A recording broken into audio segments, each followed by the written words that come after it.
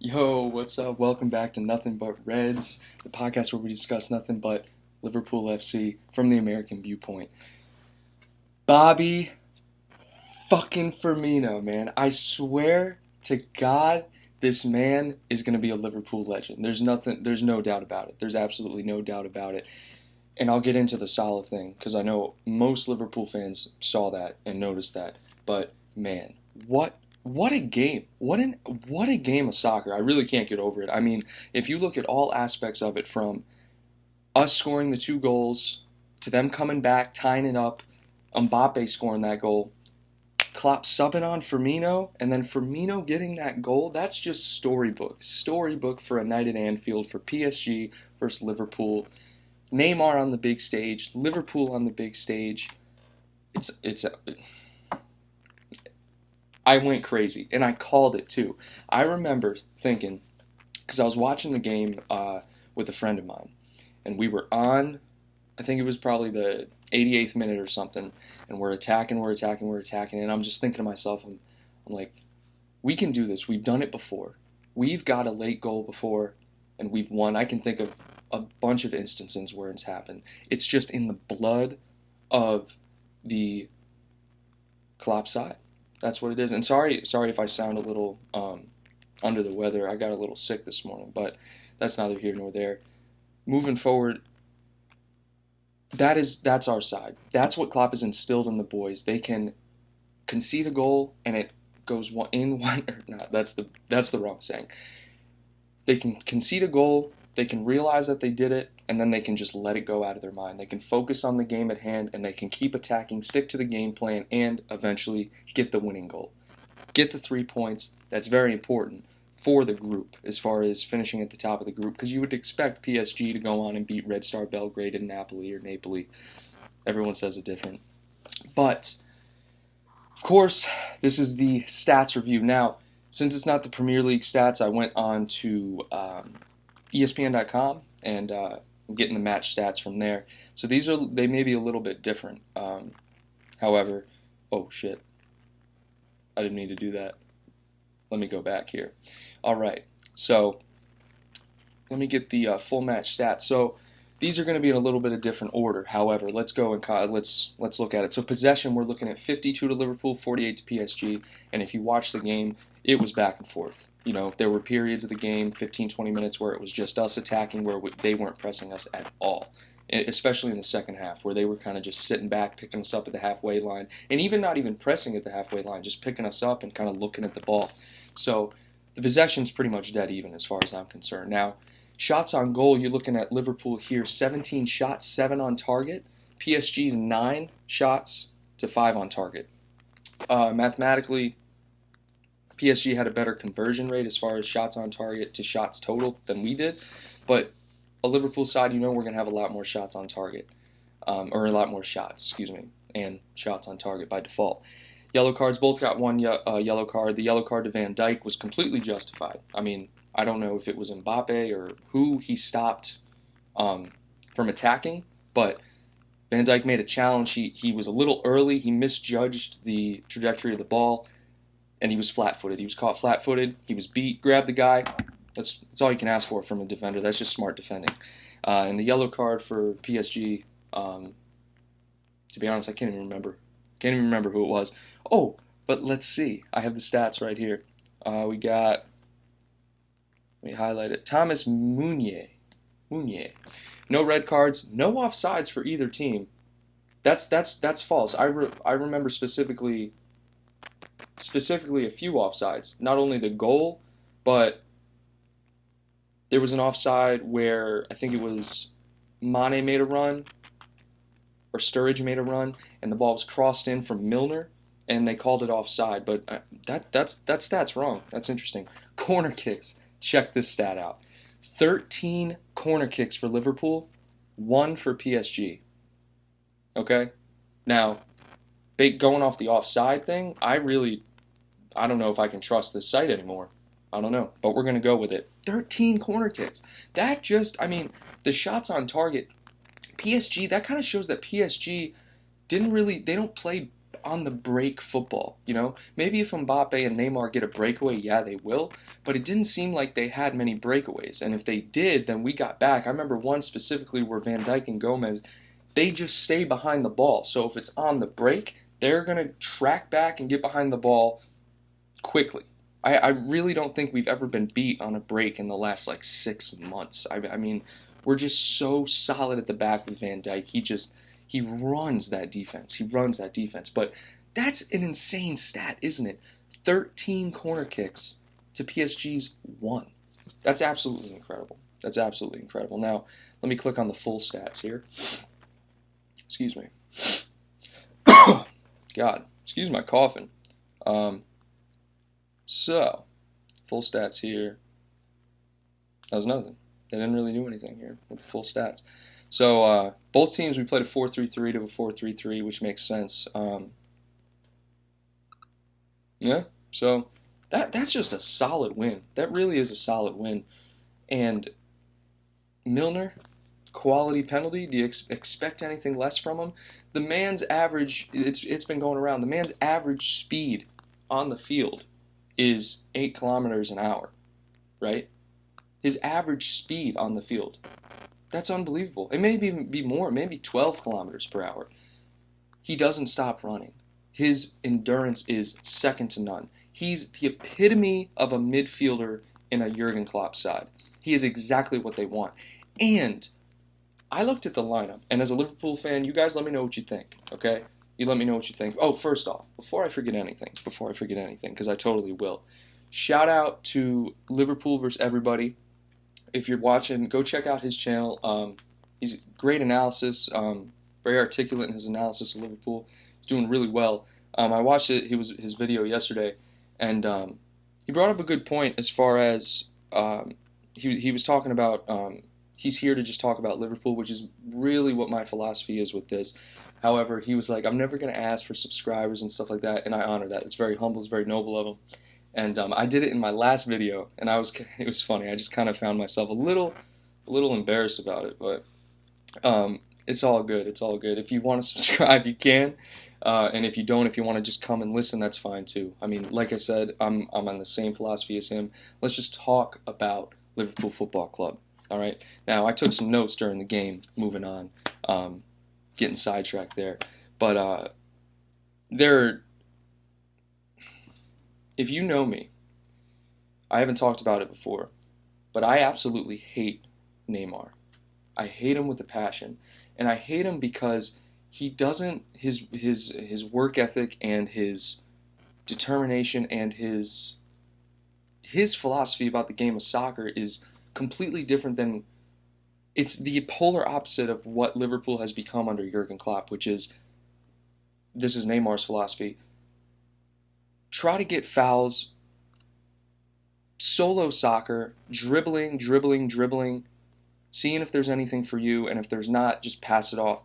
He's not a team player, and that's no more apparent than when he didn't want to live in Messi's shadow, so he went to PSG. I mean, that makes me so mad. I can't stand players like that. So anyways, going off of that, going into this game, I just wanted Neymar to get a taste of his own medicine, and not even that, just pretty much he did, but for him to just lose to a side that plays football the correct way, right? So with that, Mane made Neymar look like an absolute idiot on the Kop side in the first half, with just a little shake of the shoulder, and Mane went right by him, put Neymar in the spin cycle. This man turned around, didn't know where the hell the ball was. It was amazing, perfect. After that, I was just satisfied.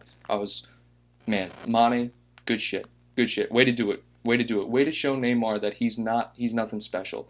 And on that, we shut him down offensively. He can't handle the press. There were a few times where he outran Milner in the middle of the field, but when Henderson and Trent and I think Gomez and maybe even Wijnaldum were pressing on the near side of the field, he couldn't do anything. Nothing at all. It was incredible to see us, our style of football, put one of the best talented players in the world in this place. And if you watch the game, you know what I'm talking about. It was absolutely incredible. Now, moving on, Van Dijk, I had some criticisms, of him against Leicester. Um, he had a weird game that game, but he came back and he showed me exactly what kind of player he is this past game. I wrote down Van Dijk is an animal, savage, absolute savage. He can play against any team on any stage at any time of the day in any league, and he's going to be one of the top defenders in the world. And he is one of the top defenders in the world. How he got an 85 rating on FIFA, I don't know. That's definitely going to jump to like an 88, 89 once the year goes on. But anyways, one of the most important things I want to get into next, though, Daniel Sturridge. How many of you, like me, were ecstatic when the man scored? And not only that, but in the back of your mind, you were thinking, he's obviously going to score. When he comes on for us, which is rarely because he's always fucking injured, he makes things happen. He's a playmaker, he's a clinical finisher, and he's exactly what this side needs. Exactly what the side needs when Firmino is out. Okay? I couldn't be happier for him because there's been so much speculation about him, and all the man wants to do is play soccer. And not only that, but he's proven to us when he gets in the side and he's able to play, he can make things happen for us. And that's what really impressed me about Sturridge and what made me excited because when Firmino didn't start, I didn't know. I mentioned last podcast I was thinking maybe Solanke will start. Who knows? Something like that. But Sturridge comes inside and does an excellent job. Gets on some headers, puts the ball on net, had the one header that he did exactly what he was supposed to do. He had it into the ground towards the far post, his far post, and it was just a little weak. He didn't get his forehead on it, kind of hit his shoulder and his face, but, excuse me, God. I have terrible indigestion. Like I said, I got sick this morning, but it's terrible. Now, looking at the group going on from Sturridge, I'm so happy for the lad. I really am. And I just said lad. I don't say lad. Liverpool 3 points, and then Napoli and Red Star tied yesterday. It was a 0-0. That sounds like a very boring game. And PSG, and it's funny because I was watching the game with a friend of mine, but also my dad was there, and my dad said to me, it was interesting. He goes, wow, this team is way better than most of the teams Liverpool play. And he was talking about, like, he watched some of the Brighton game, and I think he watched some of the Leicester game when I was watching it. But he said talking about PSG, this team is way better. So the quality's there. But the quality's also reciprocated on the Liverpool side. We are incredibly compact. We're a unit.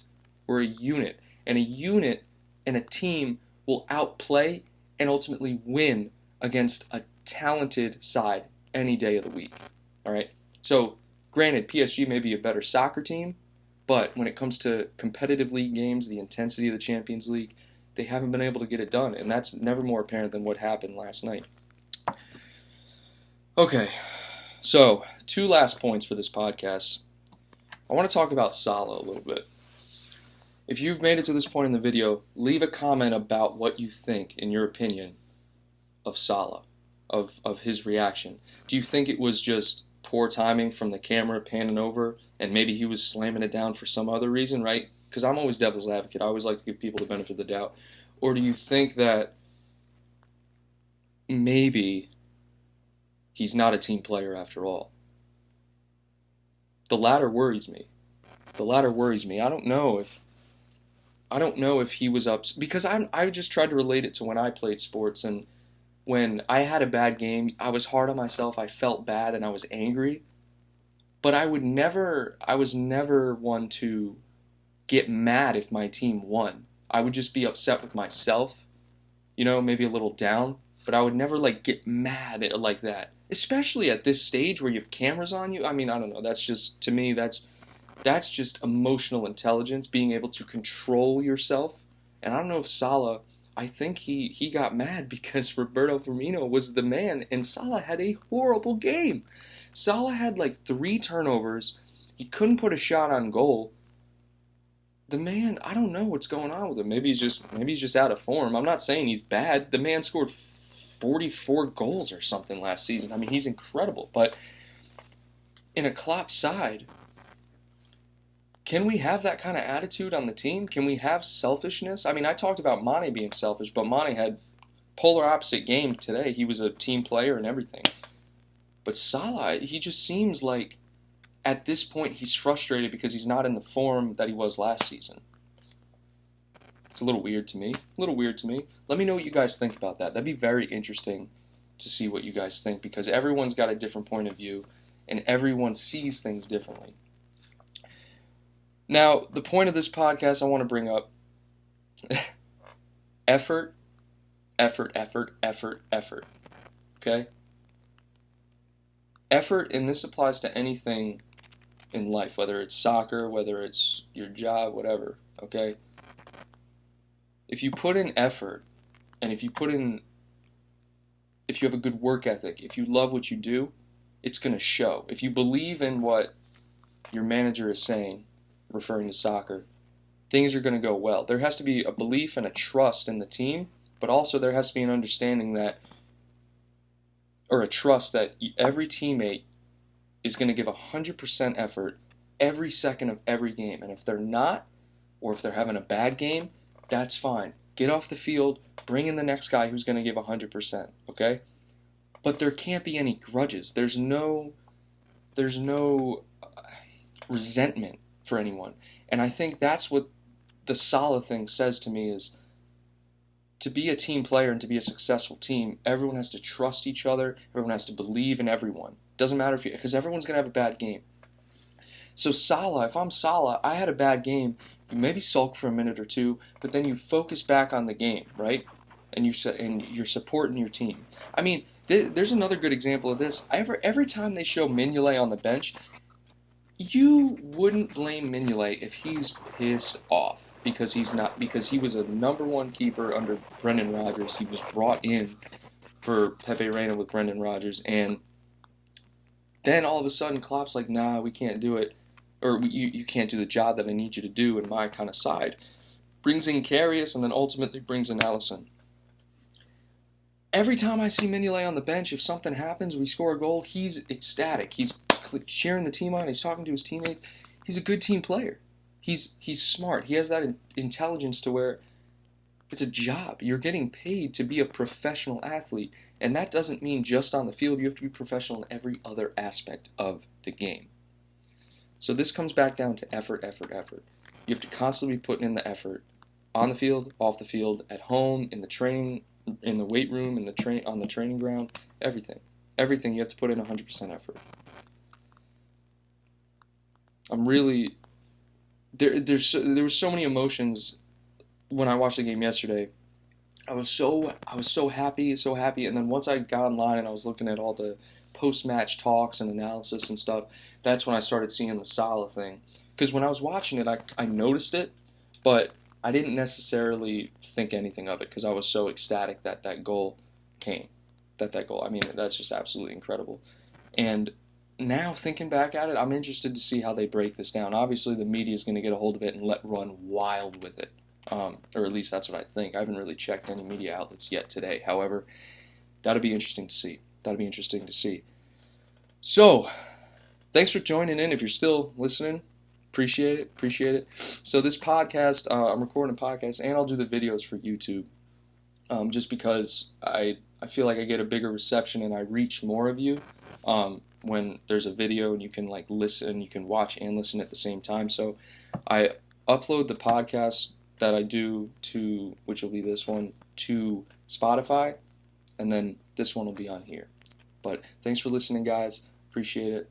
And, as always, it's been real, it's been fun, but it ain't been real fun. All right? Take care.